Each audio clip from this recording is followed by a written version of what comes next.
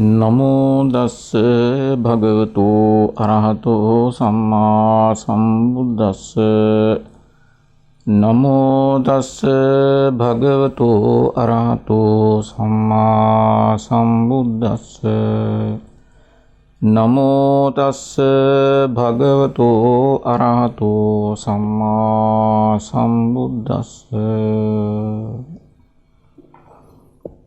ශ්‍රද්ධාවන්ත කාරුණික වාසනාවන්ත පින්නතුනි පින්නතියනි, සදහම් ඇස ධර්ම දේශනා මාලාවේ තවත් ධර්ම දේශනාවකට සවන් යොමු කිරීමටයි මේ පින්වත් හැම දිනෙකම සූදානම් වන්නේ. මේ ධර්ම දේශනා පින්කම් මාලාව අප විසින් විශේෂයෙන් පවත්වනු ලබන්නේ, සංවිධානය කරන්නේ, අප මුලිනුත් සඳහන් කළා අද ශ්‍රී ලංකා වාසී බෞද්ධ ජනතාව මෙන්ම බුදුදහමට ලැබී ලෝකවාසී බෞද්ධ ජනතාව අතර ලොකු උනන්දුවක්, ලොකු උද්‍යෝගයක්, ලොකු උවමනාවක් ඇති වෙලා තියෙනවා. තමන්ට තියෙන මානසික ගැටලු නිරාකරණය කරගෙන නිරෝගී මනසක් තුලින් තමන්ගේ ජීවිතය නිරවුල් කර ගැනීමටත්, නිවන් මඟ පිළිබඳව අවබෝධයක් ලබා ගැනීමටත්, ඒ තුලින් තමන්ගේ ආධ්‍යාත්මික විමුක්තිය සකසා ගැනීමටත් උවමනාව, උනන්දුව, උද්‍යෝගය අද ලෝකෙ බොහෝ දෙනාට ඇති වෙලා තියෙනවා. බෞද්ධයින් වගේම අබෞද්ධයින් පවා මේ භාවනා කටයුතු විශේෂයෙන් ප්‍රගුණ කරනවා. ඒ බව අපට පැහැදිලිව පේනවා. ඒ නිසා අද ලෝකයේ විවිධ රටවල, පෙර අපරදිග ලෝකයේ රටවල මෙන්ම සමහර මැද පෙරදිග රටවල පවා විහෙර විහාරස්ථාන ඉඳි වෙනවා, යෝගාශ්‍රම ඉඳි වෙනවා. ඒ වගේම භාවනා පිළිබඳ යොකු පැතිරීමක්, ව්‍යාප්තියක් ඇති වෙලා තියෙනවා. ඉතින් අපි උත්සාහ කරන්නේ මෙන්න මේ භාවනා කටයුතු පිළිබඳව තවත් බොහෝ භික්ෂුන් වහන්සේලා, උපදේශකයන් වහන්සේලා තොරතුරු සපයා දෙනවා මෙන්ම අපි ලබා ඇති දැනුම අනුව ඔබට යම්කිසි අවබෝධයක් භාවනා කටයුතු පිළිබඳව ලබලා දෙන්නට අපි විශේෂයෙන්ම උත්සාහ කරන්නේ. අපි දන්නවා බොහෝ දුරට මේ භාවනා සම්බන්ධව උපදෙස් දෙනකොට සමහර විට ආධුනික අයට ඒ සම්බන්ධව තියෙන වැටහීම අඩුයි. ඒ නිසා දෙන කමටහන, දෙන උපදේශනය සමහර වෙලාවට තේරුම් ගැනීමේ අපහසුතාව තියෙනවා. ඒ වගේම භාවනා ඉරියව්වක් කුමන ආකාරයෙන්ද හදාගන්නේ කියන කාරණය, භාවනාවට තමන්ගේ ආසනය, තමන්ගේ ශරීර ස්වභාවය සකස් කරගන්නේ කොහොමද කියන කාරණය පිළිබඳ අවබෝධය සමහර අයට නැහැ. සමහර වෙලාවට අපෙන් ප්‍රශ්න කරනවා, අපි කොහොමද නිරවුල් ආසනයක් කොහොමද හදාගන්නේ? සතිපට්ඨාන සූත්‍රයේ බුදුරජාණන් වහන්සේ දේශනා කරනවා, නිසීදති පල්ලංකං ආභුජිත්වා උජුං කායං පනිදාය පරිමුඛං සතින් උපට්ඨපෙත්වා කියලා උපදේශනයක් සතිපට්ඨාන සූත්‍රයේ මුලදීම අපිට හමු වෙනවා. ඒතර සමහර වෙලාවට සමහර ආධුනික යෝගීන් භාවනාවට අලුතෙන් පිවිසෙන අය මේ කියන පාළි වාක්‍යයෙන් මතු කරලා දෙන මේ ස්වභාවය හඳුනාගෙන නැහැ. ඒ නිසා අපෙන් ප්‍රශ්න කරනවා මොකද්ද මේ දෙන උපදේශනය? නිසීදති පල්ලංකං ආභුජිත්වා උජුං කායං පනිදාය. මේ කියන කාරණේ කුමක්ද? මොකද්ද මේ ස්වභාවය කියලා අපෙන් ප්‍රශ්න කරනවා. අන්න ඒ කාරණය හඳුන්වා දීමත් ඒ වගේම අප විසින් භාවනා කළ යුත්තේ ඇයි? භාවනාව තුළින් අපට සිදු වෙන්නේ කුමක්ද? අපේ චිත්ත ස්වභාවයන් මොන විදිහටද සකස් වෙන්නේ කියන කාරණයක් පහදා දීම තමයි විශේෂයෙන්ම අද ධර්ම දේශනාවේ බලාපොරොත්තු වෙන්නේ.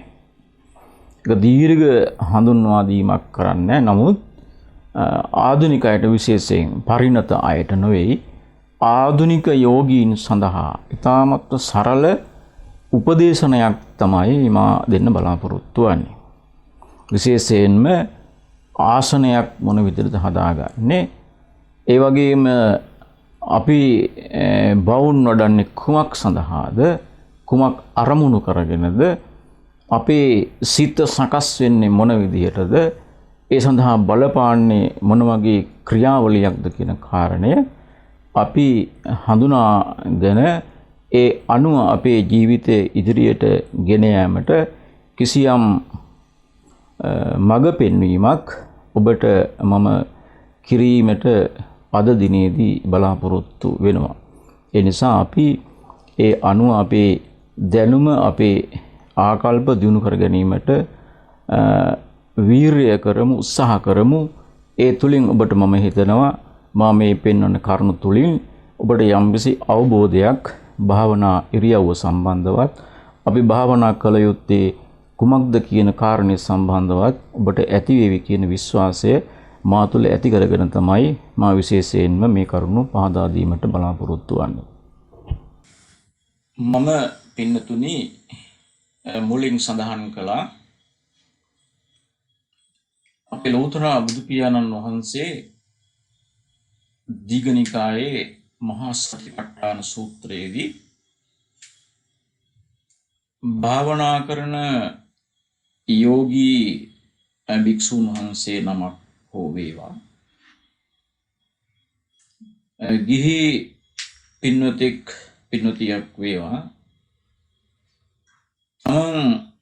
භාවනා කිරීමට සූදානම් වෙන අවස්ථාවේ සකස් කරගන්න ඉරියව්ව පිළිබඳව, ආසනය පිළිබඳව හැඳින්වීමක් මා විසින් සිදු කරනවායි කියලා. දැන් ඔබ බලන්න ඔබට මේ මා කියන කාරණය තේරුම් ගැනීමේ පහසුව සඳහා මා විසින් සකස් කරගත්තු පින්තූර කීපයක් මා ඔබට පෙන්වනවා. ඒ අනුව ඔබට මම හිතනවා ඉතාමත් පහසුවෙන් ආසනය සම්බන්ධ කිසියම් අවබෝධයක් ලබා ගන්නට පුළුවන් වේවි කියලා. ඒ වගේම මම ඔබට දැනුවත් කළා අප ඇයි භාවනා කළ යුත්තේ?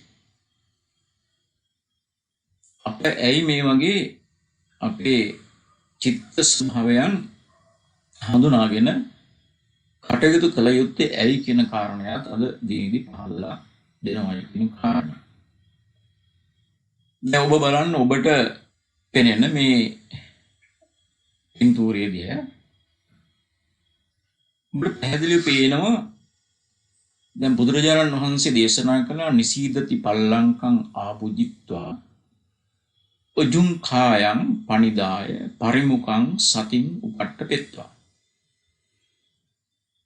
ඒ කියපු වාක්‍යයෙන් පාළි වාක්‍යයෙන් සතිපට්ඨාන සූත්‍රයේ වාක්‍යයෙන් මම මෙතනදී පැහැදිලි කරන්නේ නිසීදති පල්ලංකං ආභුජිත්වා උජුං කායං කියන කාරණා දෙක දැන් ඔබට පැහැදිලි කරගන්න පුළුවන් මේ චිත්‍ර දිහා බලපුවා. මේ පින්තූර දිහා බලපුවා. එතනදී උන්වහන්සේ පැහැදිලි කරනවා උජුං කායං අනිදා. තමන්ගේ ඍජුව තබාගෙන දැන් මේ පුංචි හාමුදුරන් චිත්‍රයේදී බලපුවාම උඩුකය ඍජුව තියෙනවා. උඩුකය ඍජුව තියෙනවා. දැන් ඔබට පේනවා මේ ඒ ප්‍රදේශයෙන් උඩ ප්‍රදේශයේ ශරීරයේ හිස් මුදුන දක්වා ඍජුව තියෙනවා. උජුං කායං පනිදාය. මේ කාරණේ අපි මෙතනදී පහදලා ගමු. දැන් ඔබ අරුණෙක් නම් ඔබ මේ වගේ දරුවෙක් නම් ඔබට තාමත් පහසුවෙන් මේ ආසනේ හදා ගන්න පුළුවන්. මේක තමයි ආසනය.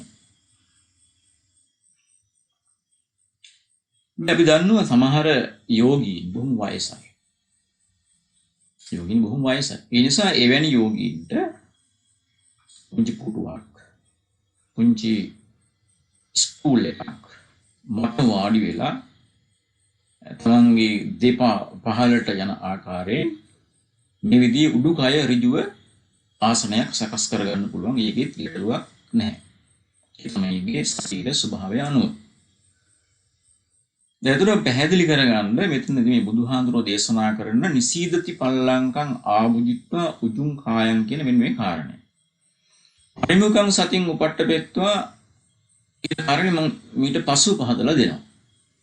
එතකොට දැන් අපි බලමු මේ විදිහට ආසනයක් හදාගෙන අපි ඇයි බවුන් වඩන්නට ඕනේ? ඇයි අපි බවුන් වැඩිය යුත්තේ කියන කාරණේ.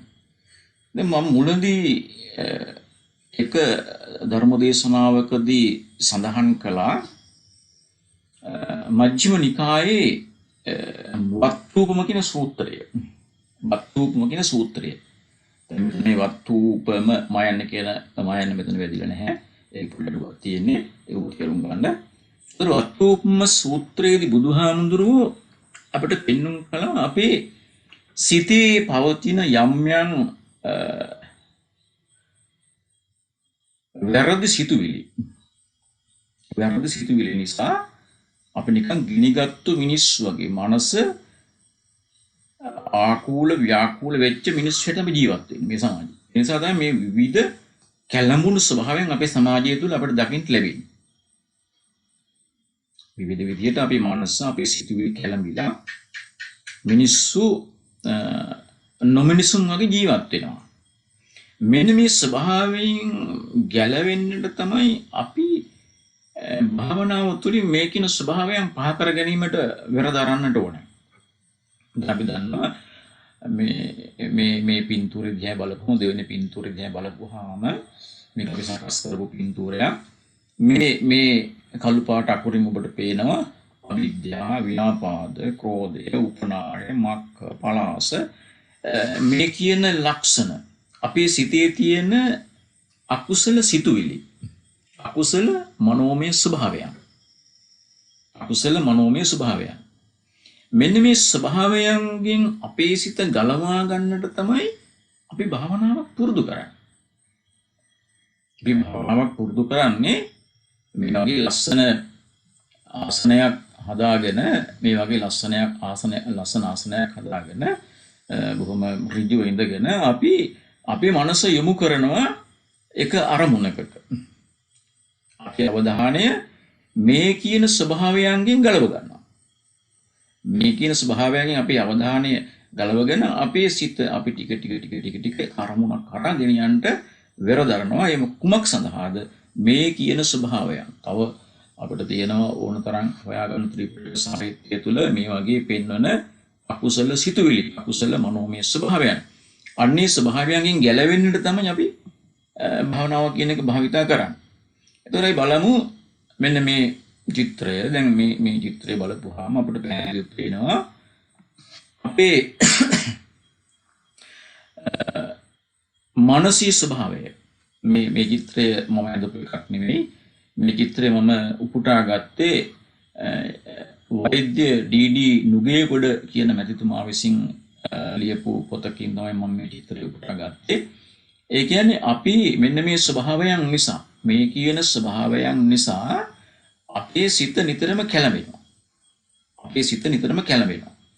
ඒ කැළඹෙනකොට මම අර මුල් දේශනාවකදී පැහැදිලි කරා මෙන්න මේ කියන මේ ස්වභාවයට අපේ රුධිර සංසරණයට මොළයේ ඉඳලා මොළයේ ඇඩ්‍රිනල් කියන ග්‍රන්ථි හරහා රුධිරයට කෝටිසෝල් කියන හෝමෝන් ස්‍රාවය වෙනවා කියලා.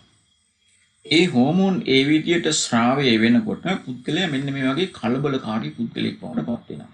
මේ වගේ කලබලකාරී පුද්ගලෙක් බවට පත් වෙනවා. කොට දුවන්න, පනින්න, නටන්න, ගයන්න, කුඹුරේ වැඩ කරන්න ඒ කියන කෝටිසෝල් කියන ඒවා අවශ්‍යයි. නමුත් අනවශ්‍ය විදියට පුද්ගලයා බාර මුලින් සඳහන් මෙන්න මේ විදියට මේ කියන මානසික ස්වභාවයන්ට පුද්ගලයා පත් වුණොත් එහෙම අන්න ඒක ගැටලුවක් බවට පත් වෙනවා. මොකද එවැනි හැම අවස්ථාවකදී මේ කෝටිසෝල් කියන හෝමෝන් නිකුත් වෙනවා රුධිර සංසරණයට. අන්න ඒකෙන් ඔහු සමහරවිට රෝගියෙක් බවට පත් වෙනවා. රෝගියෙක් බවට පත් වෙනවා. එනිසා බුදුහාමුදුරුවෝ දේශනා කරනවා අපේ මනස නිරවුල් කරගත්තොත්, මනස නිරෝගී ස්වභාවයට පත් කරගත්තොත් අපිට අපේ තියෙන මේ කලබලකාරී ස්වභාවයෙන් මිදිලා අපිට ජීවිතය යහපත් භාවයට පත් කරගන්නට පුළුවන්. අන්නේ කාරණය ඒ බුද්ධ වචනය සිහිපත් කරගෙන අද මේ බවුන් වඩන අය සමග එකතු වෙලා බටහිර වෛද්‍යවරු, බටහිර උගතුන් අපේ මොළය, අපේ ස්නායු පද්ධතිය, අපේ රුධිර සංසරණය භාවනා කරනකොට මොන විදිහට සකස් වෙන්නේ, ඒ වෙලාවට මොනවද අපේ රුධිර සංසරණයට එකතු වෙන්නේ, ඒ තුලින් අපේ ශරීරයට මොන විදිහේ ස්වභාවයන්ද ඇති වෙන්නේ කියන කාරණේ පරිශීලනය කරලා ඕන සොයාගෙන තියෙනවා භාවනා කරනකොට අපි ගාක් සංසුන් වෙනවා කියලා. ඒ සංසුන් වෙනකොට එන්ඩෝෆින් කියන හෝමෝන් රුධිරයට නිකුත් කරනවා. ඒ තුලින් අපි නිරෝගී පුද්ගලයෙක් බවට පත් වෙනවා කියන එක අද සොයාගෙන තියෙනවා. ඉතින් ඒ නිසා දැන් මම උත්සාහ කරන්නේ මේ ඒ ස්වභාවය ටිකක් හඳුන්වා දෙන්න. මොකද හැබැයි අපි එකක් තේරුම් ගන්න ඕන බුදු සමයේ ලෝකේ පහළ වෙන්නේ මිනිසුන්ට සෞඛ්‍ය සම්බන්ධව උගන්වන්න නෙවෙයි. එහෙම නැත්නම් අපි කොහොමද නිරෝගී වෙන්නේ කියන කාරණය උගන්වන්න ලෝකේ පහළ වෙන්නේ බුදුදහම. බුදුදහම ලෝකේ පහළ වෙන්නේ සත්‍ය අවබෝධය සොයා ගැනීම සඳහා. නමුත් අද මේ ලෝකයේ ඇතිවෙන විවිධ කලබලකාරී ස්වභාවයන්, විවිධ අපචාරයන්, විවිධ දූෂණයන්, යුද්ධය, ඒ වගේම සොරකම, ඒ වගේ මද්ද්‍රව්‍ය, මේ වගේ දේවල් වලින් මිනිස් සංහතිය විනාශ වෙමින් පවතන යුගයක අපි භාවනා සම්බන්ධව කතා කරන ගමන්ම මේ ලෝකේ අපිට සුවපත් කරන්න පුළුවන් පණිවිඩයක් දෙන්න පුළුවන් නම්, මේ ඇවිලෙන මිනිස්සුන්ගේ පංචස්කන්ධයන් සුවපත් කරන්න පුළුවන් පණිවිඩයක් දෙන්න පුළුවන් නම් ඒකත් අපේ යුතුයකමක්, ඒකත් අපේ වගකීමක්. අන්නේ මොකද බුදුරජාණන් වහන්සේ ওই දෙපැත්තම සිදු කරා කලබලකාරී මිනිස්සු සංසුන් කරලා නිවන කරා අරගෙන ගියා. ඉතින් ඒ නිසා අපි හැමදෙනෙක්ම මේ කියන කාරණයක් වටහා ගන්නට ඕන.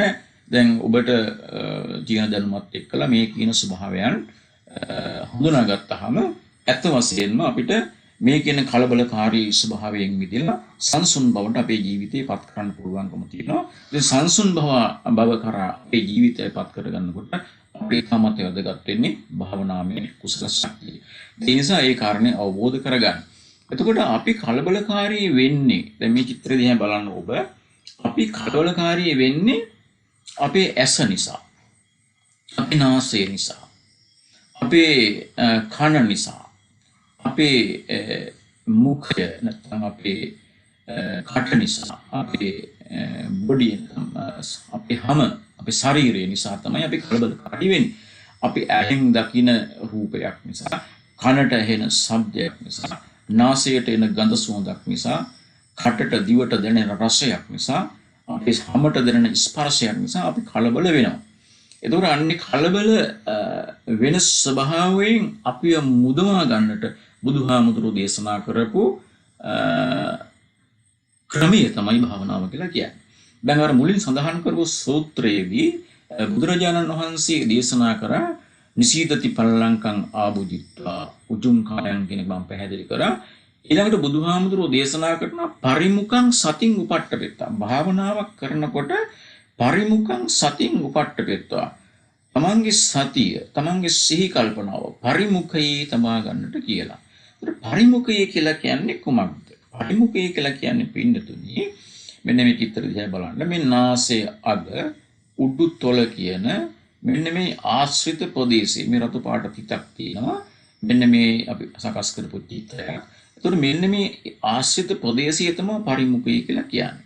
එතකොට බුදුහාමුදුරෝ දේශනා කරනවා මෙන්න මේ ස්ථානයේ තමන්ගේ අවධානය දැන් සමථ භාවනාවකදී මෙන්න මේ විදිහට තමන්ගේ අවධානය යොමු කරන්න පරිමුඛය පිළිබඳව තමන්ගේ අවධානය එතනින් කරන්නේ අර ඇසෙන් ගලවගෙන නාසයෙන් ගලවගෙන කනෙන් දිවෙන් ශරීරයෙන් ගලවගෙන එක ස්ථානයකට තමන්ගේ අවධානය යොමු කිරීම තමයි මේකෙන් කරන්නේ. අවධානය යොමු කිරීම. ඒ තුල තමයි අපේ ජීවිතය අපි සංවර කර ගැනීමට උත්සාහ දෙය යුත්තේ.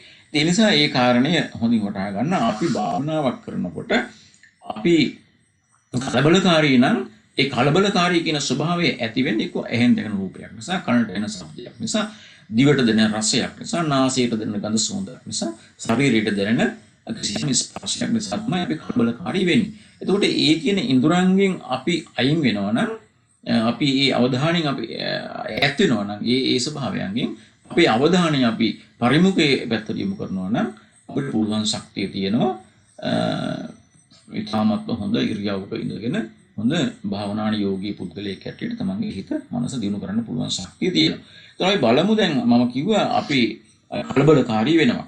ඇයි අපි කලබලකාරී වෙන්නේ? මොන විදිහටද සිදු වෙන්නේ? දැන් අපි දන්නවා අපි ඇහැ ගත්තාම ඇහැ චක්කු කියන්නේ ඇස. ඒතර ඇසට ගැටෙන්නේ මොනවද? ඇසට ගැසෙන්නේ රූප. ඇසට ගැටෙන්නේ රූප. ඒ රූපය නිසා අපේ සිතක් පහළ වෙනවා. බුදුහාමුදුරුවෝ දේශනා කරන මජ්ක්‍ධිම නිකායේ මදුපිණ්ඩික සූත්‍රයේදී බුදුරජාණන් වහන්සේ දේශනා කරනවා චක්කුංච පටිච්ච රූපේච uppajjati චක්කු විඤ්ඤාණ. මේ ඇසට රූපයක් ගැටුණහම උපදිනවා uppajjati චක්කු විඤ්ඤාණ. ඇස නිසා ඇතිවෙන විඤ්ඤාණය. ඇස නිසා ඇතිවෙන සිත. එතකොට කොහොමද සිදු වෙන්නේ? ඇස තියෙනවා රූපයක් දකිනවා ඒ රූපේ පිළිබඳ හැඟීමක් ඇති වුණාම අන්න විඤ්ඤාණය පහළ වෙනවා. ඊළඟට බුදුහාමුදුරුවෝ මේ සූත්‍රය දේශනා කරනවා තින්නම් සංගති පස්සෝ. තින්නම් මේ තුන මොනවාද? ඇස, රූපය, විඤ්ඤාණය. මෙන්න මේ තුනේ එකතුව තමයි ස්පර්ශය කියලා කියන්නේ. මේ තුනේ එකතුව ස්පර්ශය. ස්පර්ශය කියලා කියන්නේ ගැටීම. අපි ගැටෙනවා. ඇස රූපයක් දැක්කහම ගැටිලා විඤ්ඤාණය ඇති වෙනවා. ඒ තුනේම එකතුව තමයි ස්පර්ශය. පස්ස කියලා කියන්නේ ඒක. ඒ ස්පර්ශය නිසා අන්න වේදනාව. දැන් අපි හිතමුකෝ අපි පාර යනකොට තරුණයෙක් ලස්සන තරුණියක් දකිනවා. නැත්නම් තරුණියක් ලස්සන තරුණයෙක් දකිනවා. අන්න දැකලා අන්න ගැටෙනවා. ඒකයි. චක්කුංච පටිච්චේ රූපේච අන්න ඒ විඤ්ඤාණය පහළ වෙනවා. ඒ විඤ්ඤාණය පහළ වුණාම ඒක තමයි ස්පර්ශය කියලා කියන්නේ. පහළ වීම. ඒ ගැටීම තමයි ස්පර්ශය කියලා කියන්නේ. අන්න ඒ තුලින් වේදනාවක් හට ගන්නවා. පස්ස පච්චය වේදනා. පස්ස පච්චය වේදනා. මේ සූත්‍රයේ බුදුහාමුදුරුවෝ දේශනා. ඒ කියන්නේ අන්න හොඳයි, ලස්සනයි කියලා විඳීමක් ඇති වෙනවා. පිළිගැනීමක් ඇති වෙනවා. වේදනා යං වේදේති තං සංජානාති. බුදුහාමුදුරුවෝ දේශනා කරනවා යං වේදේති තං සංජානාති. ඒ වේදනාව නිසා, ඒ පැහැදීම නැමැති වේදනාව නිසා දැනීම නැමැති ස්වභාවයට පත් වෙනවා.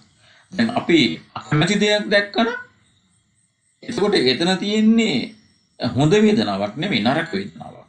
එතකොට ඒ දැනීම නරක පැත්තට බලපානවා. එතකොට යං වේදේති තං සංජානාති. යං සංජානාති තං විතක්කේති. දැන් අපිට ඒ විදිහේ දැනීමක් ඇති වුණාම අපි ඒ පිළිබඳව හිතනවා, විතර්ක කරනවා, දැඩිව ගන්නවා. දැඩිව ඒ ගැන සිතනවා. යං විතක්කේති තං පපංචේති. ඒ විදිහට විතර්කයෙන් හොඳට හිතලා මේව අල්ල ගන්නවා. පුදුලේ මේව අල්ල ගන්නවා. ඒ අල්ල ගැනීමට කියනවා ප්‍රපංච කියලා. යං පපංචේති තතෝ නිදානං පුරිසං පපංච සංඥා සමුදාචරಂತಿ. අතීත ගත පච්චුප්පඤ්ඤේසු විඤ්ඤේයේසු ඒක පාලි වාක්‍ය මදුපිණ්ඩික සූත්‍රයේ පවතින. ඒතර ඒ කියන්නේ අපි මේවා ඊට පස්සේ අතීත අනාගත වශයෙන් අල්ලගන්න. අනේ අල්ල ගැනීම ඒක තමයි කර්ම කියලා කියන්නේ. ඒතර කර්මයක් ප්‍රපංචයක් බවට පත් වෙන්නේ මොකක්ද? මේ ඇසට රූපයක් ගැටිලා ඇති වෙන විඥානයේ තුලින් ඒ ගැටීම, ඒ වේදනාව, ඒ දැනීම, ඒ ගැන සිතීම, ඒ සිතීම තුලින් අල්ලා ගැනීම. මෙන්න මේ විදිහට බලන්න අපි උදේ පිබිදුණු වෙලාවේ ඉඳලා හවස නිින්දට යනතුරු අපේ ඇස නිසා, අපේ කන නිසා, අපේ දිව නිසා, අපේ නාසය නිසා, අපේ ශරීරය නිසා මොන තරම්නම් සිතුවිලි විඥාන හට ගන්නවා. මොන තරම් ප්‍රපංච හට ගන්නවා. නේද? මොන තරම් ප්‍රපංච හට ගන්නවා. එතකොට මෙන්න මේ ප්‍රපංච තමයි අපේ සිත මෙන්න මේ විදිහට වියවුල් බවට පත් කරන්නේ. අවිද්‍යාව, ව්‍යාපාද, ක්‍රෝධ, උපනාහ, මක්ක, පලාස, ඊර්ෂ්‍යා, මසුරුකම, මායා මේ ඔක්කොම ඇති වෙන්නේ අන්න ඒ ස්වභාවය නිසා. ඒ ස්වභාවය නිසා තමයි ඒ කියන සියලු මානසික තත්ත්වයන් ඇති වෙන්නේ. ඉතින් බුදුහාමර බලන්න කොච්චර ලස්සනට මේක පැහැදිලි කරලා දිනවද කියලා නේද? කොච්චර ලස්සනට අපේ ඇහැ තමයි අපිව ඒකම අපාගත කරන්නේ. එහෙම නැත්නම් දිව්‍ය ලෝකයට අරන් යන්නේ. එහෙම නැත්නම් නිවන කරා අරන් යන්නේත් අපේ ඇහැ. අපේ කන, අපේ දිව, අපේ නාසය, අපේ ශරීරය. එක පුද්ගලයා අල්ලගන්න හැටියට. ඒතකොට අපි මේ භාවනාවකින් කරන්නේ දැන් මේ විදිහට මේ වියවුල් වෙන මනසක්, වියවුල් වෙන සිතක් සකසා ගැනීමට තමයි අපිට භාවනාව. දැන් මෙතන මම සඳහන් කරන්නේ ආනාපාන සති භාවනාව. දැන් ආනාපාන සති භාවනාව මුලින්ම සඳහන් කරා. ආනාපාන සති භාවනාවක් කරනකොට දැන් අපි බුදුහාමුදුරු දේශනා කරා නිචීතති පල්ලංකං ආවදිත්වා උචුං කායං පනිදාය. ඒ කියන්නේ අපේ මේ ආසනය හදාගෙන ඒ ආසනය හදාගෙන අපේ උඩුකය ඍජුව පවත්වාගෙන පරිමුඛං සතින් උපට්ඨපෙත්වා. මෙන්න මේ සිහි කල්පනාව. මේ කාරණේ ඉතාමත් හොඳට පැහැදිලි කරනවා පිටිකල ගුණරත්න අපේ නායක හාමුදුරුවෝ. උන්වහන්සේ කල්‍යාණ මිත්‍රයෙක් මුළු ලෝකේටම බණ කියන හාමුදුරු නමක්.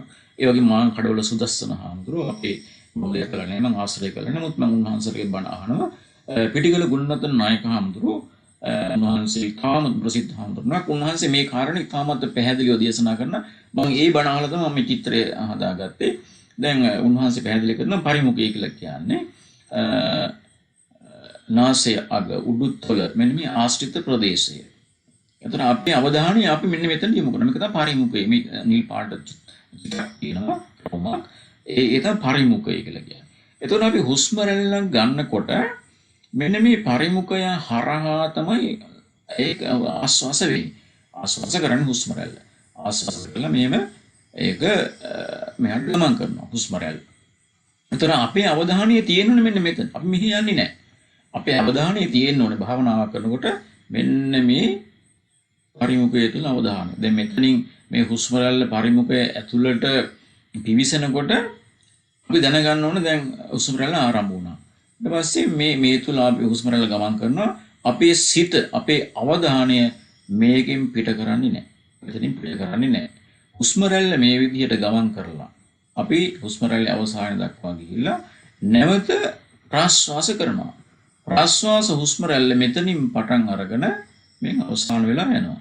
අපි ඒත් අපේ අවධානය පරිමුඛය තුල තැන්පත් කරගන්න. පරිමුඛයෙන් එහාට පිටට හෝ ඇතුළට ගෙනියන්නේ නැහැ. මේ උපදේශනේ මම දෙන්නේ ආධුනිකයින්ට. මේක ඇත්ත වශයෙන්ම භාවනා පිළිබඳව අධ්‍යක්ීමක් තියෙන පුදු අපේ හාමුදුරන් වහන්සේලා අපි ගිහි පිළිතුන්ට මේක තමයි වැදගත් වෙන්නේ. නමුත් ආධුනික කෙනෙකුට මොකද්ද පරිමුඛය? අපේ අවධානය මොන විදිහටද පවත්වාගත යුත්තේ කියන කාරණේ මේ තුලින් අපිට තාමත් හොඳින් වටහා ගන්න පුළුවන් ශක්තිය තියෙනවා. ඒ තියෙනද අපි හොඳට තේරුම් ගන්න මේ බුදුහාමුදුරුවෝ සතිපට්ඨාන සූත්‍රයේදී පරිමුඛය කියන වචනේ මෙන්න මෙතන මේ ආශ්‍රිත ප්‍රදේශය, මේ ඉදිරිපස ප්‍රදේශය මේ පරිමුඛය කියලා කියන්නේ. එතකොට අපේ අවධානය පරිමුඛය තුල තියෙනකොට අපිට දැනෙනවා ආස්වාස කරපු හුස්ම රැල්ල, ආස්වාස කරන හුස්ම රැල්ල පරිමුඛය තුලින් ගමන් කරනවා. අවසානයේ දක්වා ගමන් කරන තුන අපි පරිමුඛය තුල අවධානයෙන් ඉන්නවා. ප්‍රාශ්වාස කරන හුස්ම රැල්ල ප්‍රාශ්වාසය එනකොට අපි පරිමුඛයේ තුල අපේ අවධානය අපේ සිත යොමු කරගෙන ඒ කමඨහන තුල අපි ඉන්නවා. අපි පරිමුඛයෙන් පිටතට අපේ අවධානය යොමු කරන්නේ නැහැ. අන්න ඒ විදිහට අපිට පුළුවන් නම් එක ඉරියව්වක ඉඳගෙන තමන්ගේ ඍජු කය තුලින් ඉඳගෙන අපිට මේ අවධානය වෙනත් පැත්තකට යොමු නොවන ආකාරයෙන් අපිට ටික ටික පුරුදු කරලා පවත්ව ගන්න පුළුවන් ශක්තිය තියෙනවා නම් අර කියන වැරදි සහගත මානසික ස්වභාවයන් ටික ටික නැති කිරීමේ ශක්තිය තියෙනවා. ඒ නිසා මේ චිත්‍රය තුලින් මේක වෙන කොහොමද දකින්න තියෙන චිත්‍රයක් නෙමෙයි අපි හදපු චිත්‍රයක්. එතකොට ඒ තුලින් උත්සාහ කරන්නේ මේ කියන කාරණේ සරලව පැහැදිලි කරගන්න. මේක තමයි ලවට තව කෙනෙකුට වැරදි කියලා කියන්න පුළුවන්. නමුත් අපි සරල අදහසක් අපිට ගන්න පුළුවන්. මොකද්ද මේ සමතයක් කරනකොට මේ හුස්ම රැල්ල සම්බන්ධ දීගං වාසසංසෝ දීගං අස්සසාමීති පජානාති රස්සං අස්සසන්තෝ රස්සං අස්සසාමීති පජානාති කියලා සතිපට්ඨාන සූත්‍රයේ දේශනා කරනවා. ඒ දීග හුස්ම රැල්ලක් කෙටි හුස්ම රැල්ලක් කියන කාරණා. ඉතින් ඒ දෙක පිළිබඳ යම් සරල අවබෝධයක් ලබා ගැනීම තමයි ඔබ මේ තුලින් කරගත යුත්තේ. ඒ නිසා මම හිතනවා ඔබට යම්කිසි සරල අවබෝධයක් ඇති වෙන්නට ඇති කියලා. එතකොට අපි සාමාන්‍යයෙන් දැන් හුස්ම රැල්ල මේ චිත්‍රය දිහා බලන්න. දැන් හුස්ම රැල්ලක් දැන් සතිපට්ඨාන සූත්‍රයේ ආනාපාන සති සූත්‍රවල දේශනා කරනවා සබ්බකාය පටිසංවේද. දැන් මගේ මේ ළඟදී කෙනෙක් ඇහුවා මේ සබ්බකාය පටිසංවේදී කියන කාරණය මොකක්ද මේ? සබ්බකාය කියන්නේ මොකක්ද? මම කියව සබ්බකාය කියලා කියන්නේ සම්පූර්ණ හුස්ම. සම්පූර්ණ හුස්මක්මයි සබ්බකාය කියලා කියන්නේ. ඒ කියන්නේ දැන් අපි හුස්ම ගන්නවා. අපේ පරිමුඛය තුළට හුස්ම රැල්ල ඇතුළු වෙනවා. අපි ඒ හුස්ම රැල්ල ඇතුළු වෙලා ඒක උපරිමයේ දක්වා ගමන් කරලා අවසාන වෙලා යනවා. හුස්ම රැල්ල මෙතනින් පටන් අරගෙන ඒක උපරිමයට ගිහිල්ලා ආයෙ ටික නිවිලා යනවා. ඒ නිවිලා ගිහිල්ලා පුංචි හුස්මක් ගන්න නැති ස්වභාවයක් තියෙනවා. ඔබ කරබල. හුස්මක් හිමින් සියලු අවධානයෙන් ගන්නට ඒක උපරිමයේ දක්වා ගිහිල්ලා ටිකක් තුනී වෙලා යනවා. තුනී වෙලා ගියාම ආයි ප්‍රාශ්වාසයේ ඒත් එක්කලම පටන් ගන්නෙ නැහැ. එතන පුංචි ඉඩක් තියෙනවා. හොඳට බලන්න. ඊට පස්සේ තමයි ප්‍රාශ්වාසයේ පටන් ගන්න. ප්‍රාශ්වාසයේ මෙතනින් පටන් අරගෙන ඒකෙත් උපරිමයේ දක්වා ගමන් කරලා මෙතනින් අවසාන වෙලා යනවා. එතකොට මේ පටන් ගැනීමේ ඉඳලා උපරිමයේ දක්වා ගමන් කරලා මෙතනින් අවසාන වීමත් නැවත පුංචි ඉඩක් තුලින් ආයෙ පටන් අරගෙන උපරිමයේ දක්වා ගමන් කරලා මෙතනින් අවසාන වීමත් කියන මෙන්න මේ ස්වභාවය තමයි සබ්බකාය කියලා කියන්නේ. සම්පූර්ණ හුස්මක් කියලා කියන්නේ මේකයි. සම්පූර්ණ හුස්මක් කියලා කියන්නේ දීගං වා අස්සසන්තෝ දීගං අස්සසාමීති පජානාති කියලා කියපු විදිහට දිග හුස්මක් අරගෙන දේදික හුස්ම පිට කරන ඒ ස්වභාවය තමයි සබ්බකාය කියලා කියන්නේ. එතකොට අන්න ඒ ගන්න හුස්ම සහ පිට කරන හුස්ම කියන මෙන්න මේ අවස්ථාව තුල Tamanට අවධානය ඒ තුලම රඳව ගන්න පුළුවන් ශක්තිය තියෙනවා නම් අන්න ඒක තමයි භාවනාවේදී සමත භාවනාවේදී කරන්නේ. එතකොට ඒ සමත භාවනාවේදී මේක දිගින් දිගට අපිට විනාඩි 5ක් විනාඩි 10ක් විනාඩි 15ක් විනාඩි 30ක් පැයක් වගේ දිගට පවත්ව ගන්න පුළුවන් වෙන අරමුණකට නොයා තමන්ගේ සිත ඒ අරමුණ තුළ රඳව ගන්න පුළුවන් නම් ඒක ඉතාමත්ම වැදගත් දෙයක්. අන්න ඒ විදිහට අපේ අවධානය යොමු කරන්නට ඕනේ මේ හුස්ම රැල්ල පිළිබඳව. ඒක තමයි බුදුරජාණන් වහන්සේ ආනාපාන සතියේදී දේශනා කර වදාළේ. ඒක විවිධ යෝගාචාර්යවරුන් එවලම් කමඨාන් භික්ෂුණා කමඨාන් හඳුන්වන වහන්සේ මේ විවිධ ආකාරයෙන් හඳුන්වනවා.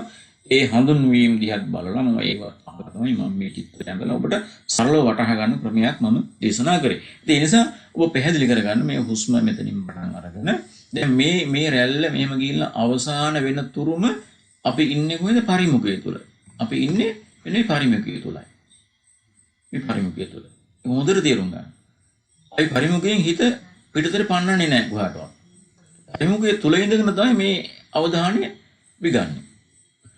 අපි ආ හුස්ම රැල්ල පිට කරන ප්‍රාශ්වාස කරනකොටත් පරිමුඛයේ තුල ඉඳගෙන තමයි ඒ අවධානයේ තුල ඉඳගෙන තමයි අපි හුස්ම රැල්ල පිට කරන්නේ. ඒකට අපිට සබ්බකාය පටිසංවේදී.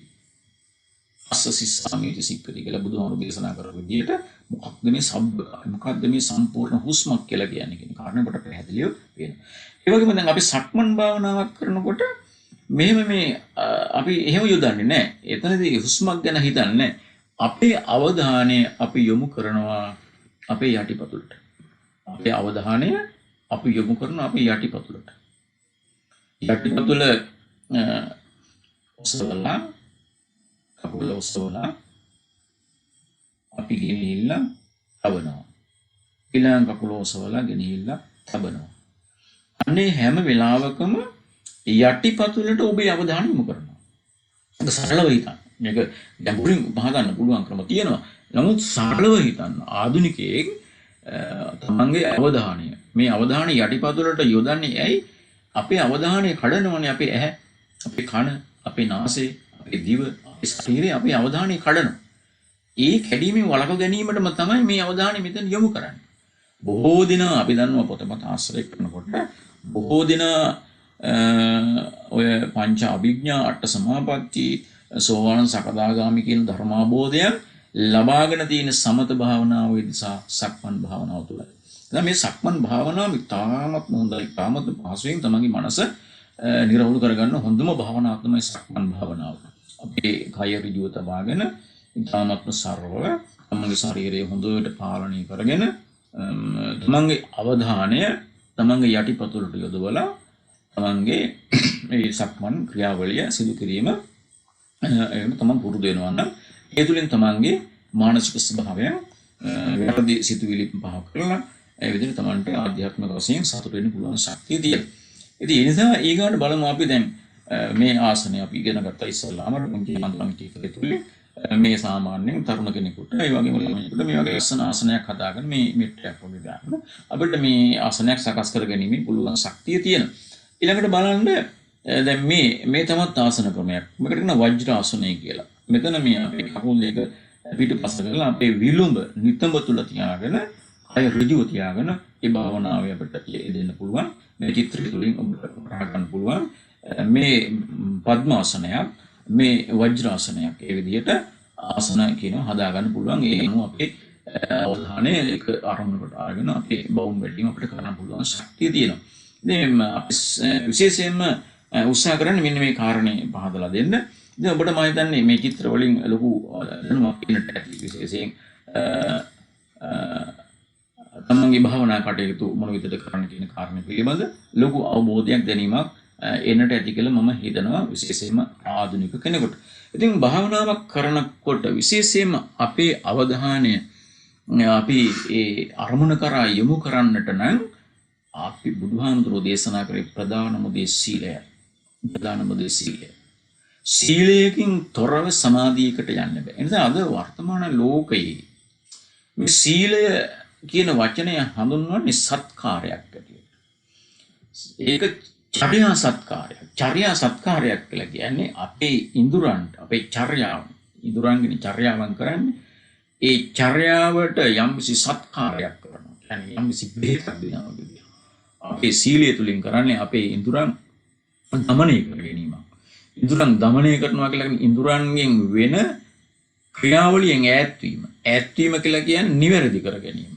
දැන් ඇහෙන් වැරදි ක්‍රියා කරනවා. බලමු අපි ඒ වැරදි ක්‍රියාවලින් මුදව ගන්න. කනෙන් වැරදි දේවල් අහනවා. ඒකෙන් මුදව ගන්න. නාසයෙන් වැරදි දේවල් කරනවා. ශරීරයෙන් ස්පර්ශයෙන් වැරදි දේවල් කරනවා. අනේ මුදවගෙන තමයි සීලමය සත්කාරය. ඒ කියන්නේ සීලමය ශික්ෂණය. සත්කාරය කියන්නේ අපි කියන සීලමය ශික්ෂණ.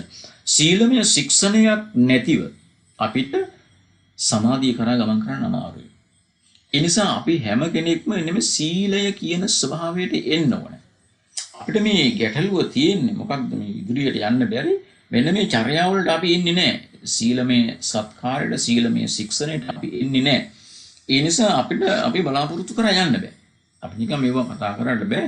අපි ප්‍රායෝගික ජීවිතය තුළ අපි මේ කියන ලක්ෂණ අපි එකතු කරගන්නවා. සීලමය ශික්ෂණය තුළින් සමාධිය කරා ගමන් කරන්න පුළුවන් තියෙන. එතකොට සමාධිය කියලා කියන්නේ තමන්ගේ මනස හොඳට විශ්ලේෂණය කර බැලීමයි. සමාධියට යම්කිසි පුද්ගලෙක් දැන් අපි අර සමත භාවනාවෙන් එක අරමුණකට ආවම තමන්ට තමන්ගේ මානසික ස්වභාවයෙන් හොඳට පේන්න පටන් ගන්නවා.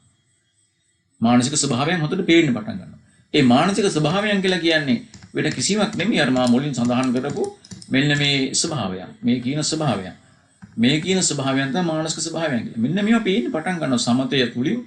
හොඳට මේක තමයි විශ්ලේෂණය කියලා කියන්නේ. මෙන්න මේ මනස විශ්ලේෂණය කරනකොට මෙන්න මේ ලක්ෂණ පේනවා තමන්ගේ මනසේ. මේ ලක්ෂණ තියෙන තාක් ඔබට හිත කියන එක දියුණු කරන්න පුළුවන් කමක් ලැබෙන්නේ නැහැ. ඒ නිසා අපි හොඳට තේරුම් ගන්නට ඕනේ මානසික ශික්ෂණය නැත්නම් සමතය තුලින් අපිට පෙන්වන මේ මනෝමය ශික්ෂණය නැත්නම් සමතය තුලින් කරන්නේ මනස විශ්ලේෂණය කරලා මනසේ තියෙන හොඳ නරක සියලුම දේවල් මතු කරලා ගන්නවා. ඒ මතු කරගෙන අයින් කළ යුතු සියලු දේ අයින් කරන්න පුළුවන් ශක්තිය ලැබෙනවා. අයින් කළ යුතු සියලු දේ අයින් කරන්න පුළුවන් ශක්තිය ලැබෙනවා. ඒ ශක්තිය ලබා ගන්නට නම් ඉස්සලා මනස හඳුනා ගන්නට ඕනේ.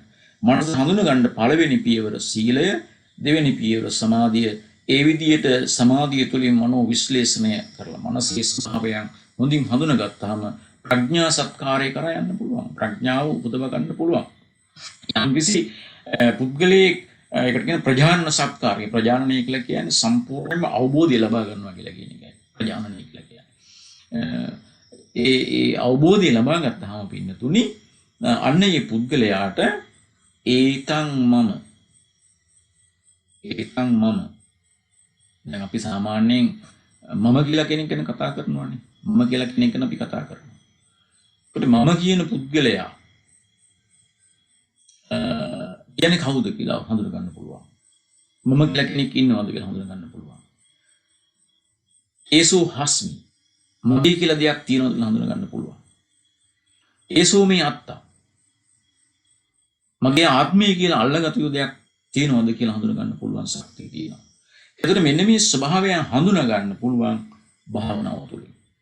භාවනාව තුළින් තමයි ඒ කියන ස්වභාවයන් අපිට හඳුනා ගැනීමට පුළුවන් ශක්තිය තියෙන්නේ.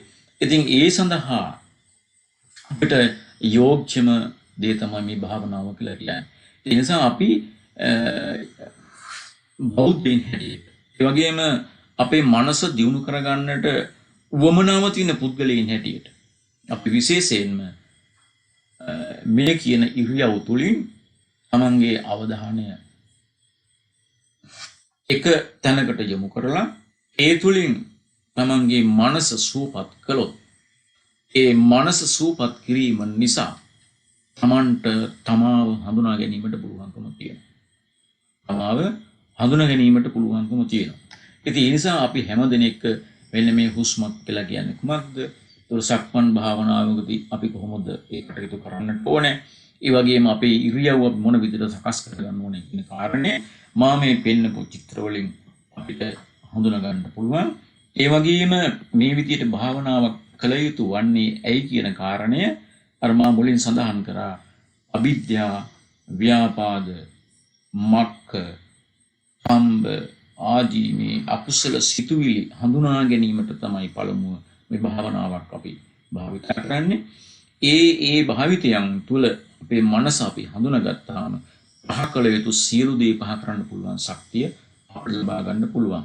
ඒ නිසා ඔබට පැහැදිලි වෙනවා අපි ආසනයක් කොහොමද හදාගන්නේ, අපේ ඉරියව් භාවනාවකදී කොහොමද පැහැදිලි කරන්න කියන කාරණේ මම හිතන්නේ ඔබට අවබෝධයක් ලැබෙන්න ඇතයි කියලා මා විශේෂයෙන්ම කල්පනා කරනවා, විශ්වාස කරනවා.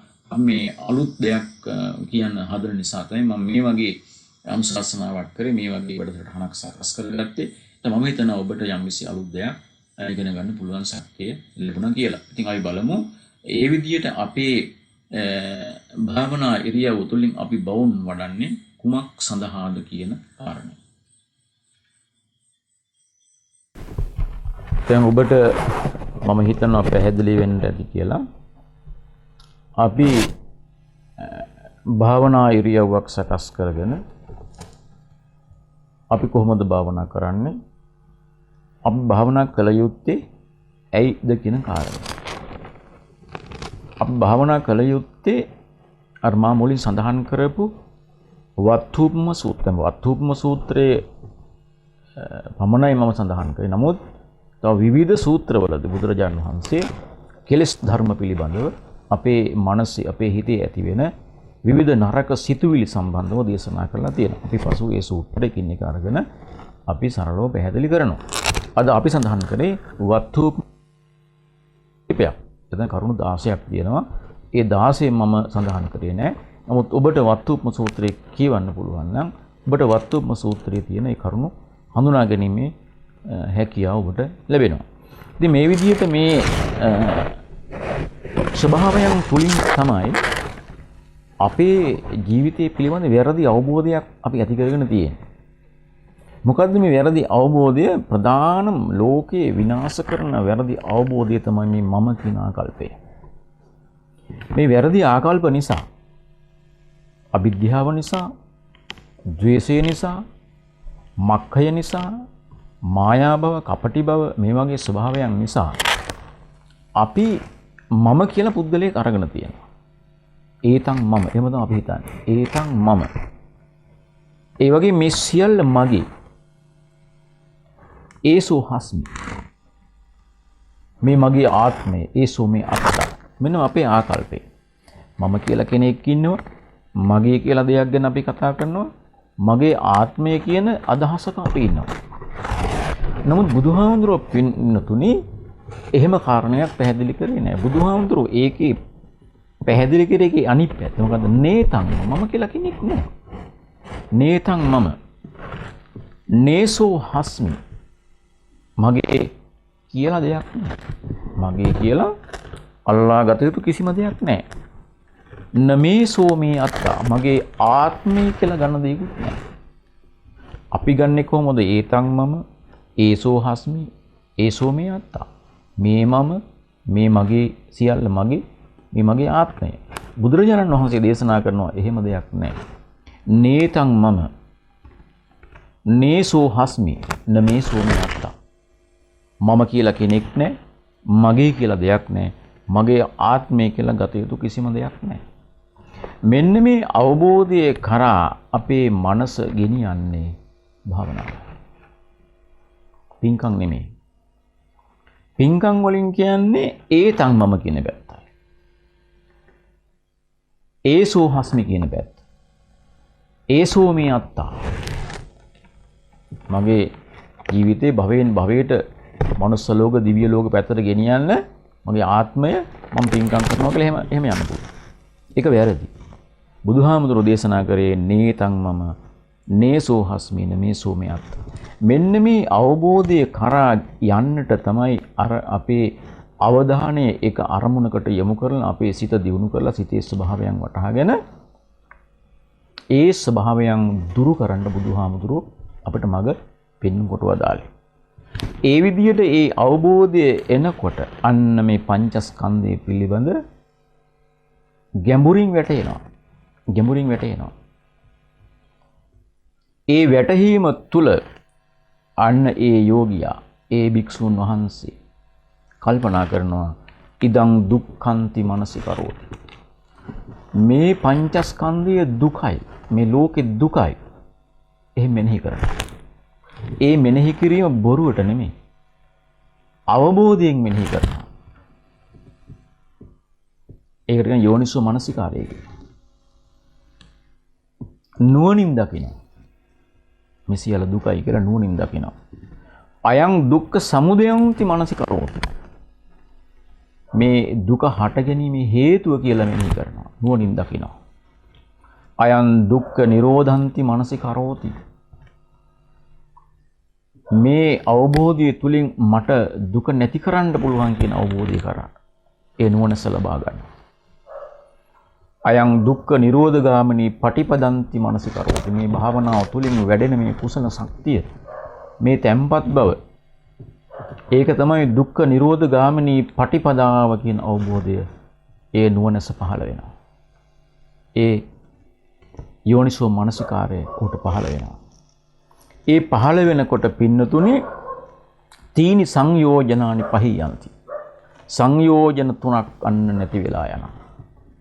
සංයෝජන තුනක් නැති වෙලා යනවා. මේ සංයෝජන තුන මොනවද? සක්කාය දිට්ඨි, විචිකිච්ඡා, සීලබ්බත පරාමාස. તો සක්කාය දිට්ඨි, විචිකිච්ඡා, සීලබ්බත පරාමාස කියන සංයෝජන තුන නැති කරන්නට නම් පින්නතුනේ භාවනාව තමයි උපයෝගී වෙන්නේ. අපි කරන පින්කම් වලින් ඒක සිදු වෙන්නේ නැහැ. භාවනාව උපයෝගී කරගන්න පුද්ගලයෙක් කවදාකවත් පින්කම් කොට නොතිබුණත් ඔහු හරියට මේ අවබෝධයට ආවනම් ඔහුට මම කියලා කෙනෙක් නැහැ කියන අන්න එතෙන්ට සක්කාය දිට්ඨියට එනවා. සක්කාය දිට්ඨිය නැති වෙනවා. මම කියලා කෙනෙක් නැහැ කියන අවබෝධය ආවම මෙතෙක් කාලයක් මම කියලා කෙනෙක් අල්ලන් හිටියනම් ඒ ස්වභාවය නැති වෙලා යනවා. සක්කාය විචිකිච්ඡා සීලබ්බත පරාමාස කියන සංයෝජන කැඩිලා යනවා. ඒ කැඩීමේ ප්‍රතිඵලය හැටියට සෝවාන් මාර්ගඵලයට ඒ පුද්ගලයාපත් වෙනවා. සෝවාන් මාර්ගඵලයට ඒ පුද්ගලයාපත් වෙනවා. බුදුහාමුදුරුවෝ ධම්සක් පැවතුම් සූත්‍රයේදී ධම්ම චක්ඛුං උද්දපාදී කියලා කිව්වේ ඒකයි. දහම් ඇස. අපේ මේ වැඩසටහන් අපි සකස් කරන්නේ දහම් ඇස කියන මාතෘකාවක් තුළ ඉඳගෙන ඒ දහම් ඇස කියලා කියන්නේ ධම්ම චක්ඛු කියලා කියන්නේ පින්නතුනේ සෝවන් ඵලයයි. ඉතින් ඔබටත් ඔබේ ඉඳුරන් සංවර කරගෙන සමත භාවනාව වැනි භාවනාවක් වැඩිම තුලින් ඔබට ඔබේ ජීවිතයේ සැබෑ ස්වභාවය හඳුනාගෙන වටහාගෙන ඒ ස්වභාවය තුල තියෙන දුක දැකලා දුක නැති කරලා ඒ දුක නැති කිරීමේ මාර්ගයට ගිහිල්ලා මේ සංයෝජන ධර්මයන් ප්‍රහීන කිරීම තුලින් ඒ නිවන් මගට පිවිසිලා සෝවාන් සකදාගාමි අනාගාමි අරහත් කියන මගඵලයන් තුලින් සංසාර ජීවිතය කෙලවර කරන්න පුළුවන් ශක්තිය තියෙනවා. ඒ හැකියාව ඒ ශක්තිය ඒ වාසනාව ඔබට ලැබේවා. ඔබට නිවන් සුවම ලැබේවා කියලා ප්‍රාර්ථනා කරනවා. ආකාසට්ඨා ච බුම්මට්ඨා දේවා නාග මහිද්దికා පුඤ්ඤන්තං අනුමෝදිත්වා චිරන් රක්ඛන්තු ලෝක සාසනං. ආකාසට්ඨා ච බුම්මට්ඨා දේවා නාග මහිද්దికා පුඤ්ඤන්තං අනුමෝදිත්වා චිරන් රක්ඛන්තු දේශනං. ආකාසට්ඨා ච බුම්මට්ඨා දේවා නාග මහිද්దికා පුඤ්ඤන්තං අනුමෝදිත්වා චිරන් රක්ඛන්තු මං පරන්ති. දේවෝ වස්සතු කාලේන සත්ත්ව සම්පatti හේතුච පීතෝ භවතු ලෝකෝ ච රාජා භවතු ධම්මිකෝ. ධර්ම ශ්‍රවණානි සංසේන් සෑම දිනාටම නිවන් සුවම ලැබේවා කියලා ප්‍රාර්ථනා කරමු.